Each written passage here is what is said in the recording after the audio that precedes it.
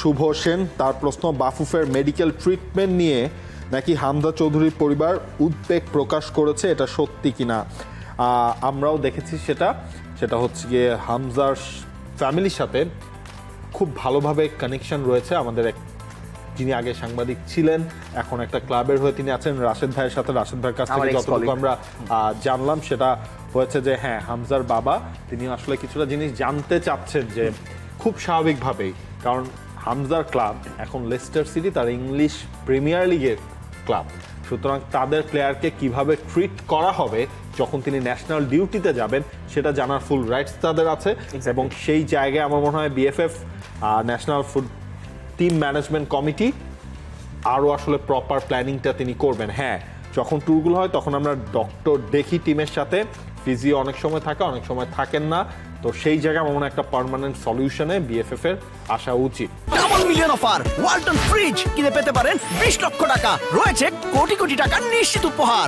মানে এই জায়গাটা কিভাবে আসলে ট্রিট করা হবে। ইনফ্যাক্ট এই ডক্টরের ক্ষেত্রেও আমরা মানে ফিজিও ডক্টর এই জায়গাটা আমার মনে হয় একটা পার্মানেন্ট সলিউশন দরকার।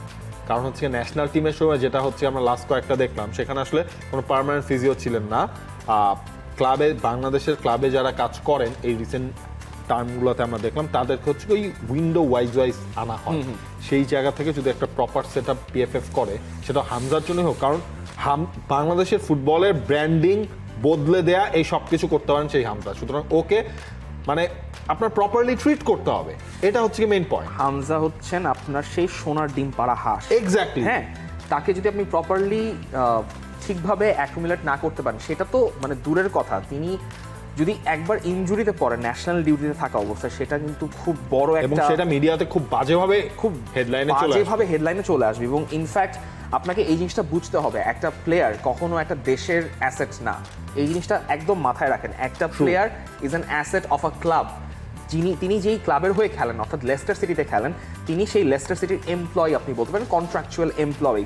সো যখন আসলে তিনি ন্যাশনাল টিমের হয়ে খেলবেন, তাকে ওই পরিমাণ সুযোগ সুবিধা এবং ওই ফিজিওথেরাপি মানে ফিজিওর সুযোগ সুবিধা চাহিদা যদি না থাকে, লেস্টার সিটি হয়তো তাকে ছাড়তে চাইবে না। কারণ তাদের একটা প্লেয়ার যদি ইনজুরিতে পড়ে যায়, সেক্ষেত্রে এটা তো ক্লাবের লস।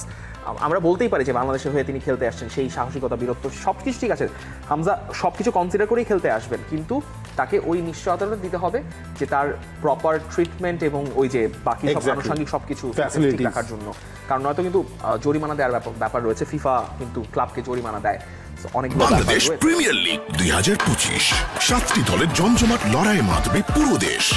দেখতে চোখ রাখুন টি স্পোর্টস নেটওয়ার্কে।